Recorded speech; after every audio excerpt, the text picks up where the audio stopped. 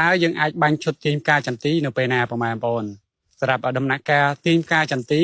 គឺនៅក្នុងកំឡុងខែ11នេះគឺទាញបានហើយគឺជាពេលវេលាដែលខែដែលចន្ទីរបស់យើងវាត្រូវទម្លាក់ផ្កាព្រោះដំណាំចន្ទីគឺជាប្រភេទដំណាំប្រកាន់រដូវអញ្ចឹងយើងអាចបាញ់ឲ្យវាចេញមុនទេតែដល់ពេលវាចេញបានយើងបាញ់បានប៉ុន្តែសម្រាប់ការបាញ់ទាញផ្កាបានលុះត្រាតែមានត្រួយសិនអញ្ចឹងបងប្អូនធ្វើម៉េចដោះស្រាយចន្ទីឲ្យមានត្រួយហើយចំពោះត្រួយតើត្រួយបានប្រមាណភាគរយត្រួយចេញបានប៉ុណ្ណាទៅយើងអាចបាញ់ឈុតទាញផ្កាបានគឺត្រួយចាប់ដើមចេញស្រស់ល្អបំផុតគឺចេញស្រស់បងប្អូនអាចបាញ់ជាមួយនឹងឈុត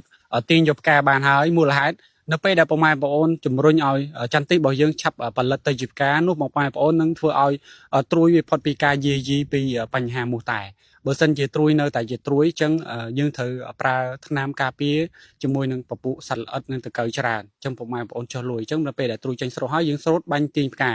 ពោះពេលវេលានេះគឺជាពេលវេលាទាញផ្កាហើយចំពោះអត្ថប្រយោជន៍នៃការទាញផ្កាគឺទី1គឺជំរុញតងត្រួយហ្នឹងដែលជាត្រួយស្លឹកហ្នឹងឲ្យស្លឹកឆាប់ចាស់ស្លឹកឆាប់លោតតងផ្កាមកអញ្ចឹងនៅពេលដែលតងផ្កាចេញបានហើយបងប្អូនបាញ់ឲ្យបាន2ដង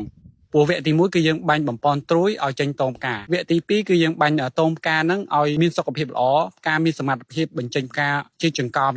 ព្រោះផ្កាចង្កោមអាចទម្លាក់ក្តឹបក៏ជាចង្កោមដែរអញ្ចឹងសម្រាប់បងប្អូនដែលមានចម្ងល់ចង់ប្រឹក្សាយោបល់ជាមួយនឹងខ្ញុំអាចខមមិននៅខាងក្រោមសួរនាំបន្ថែមឬក៏ខលមកផ្ទាល់តាមលេខទូរស័ព្ទដែលមាននៅក្នុងវីដេអូនេះបាទសូមអរគុណ